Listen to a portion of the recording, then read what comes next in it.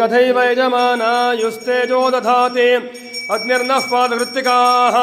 नक्षत्रं देवमिन्द्रियम् इदमासां विचक्षणं हविरासञ्जुहोतना यस्य भान्तिरश्मयो यस्य केतवः यस्येमा विश्वा भुवनानि सर्वा सकृत्तिकाभिरभिसम्मसानः देवसुवामेतानि हवीगुंसि भवन्ति एतावन्तो वै देवानागुं सवाः त एवास्मै सवान्द्रयच्छन्ति तेनं पुनः सुवन्ते राज्याय देवसूराजा भवति।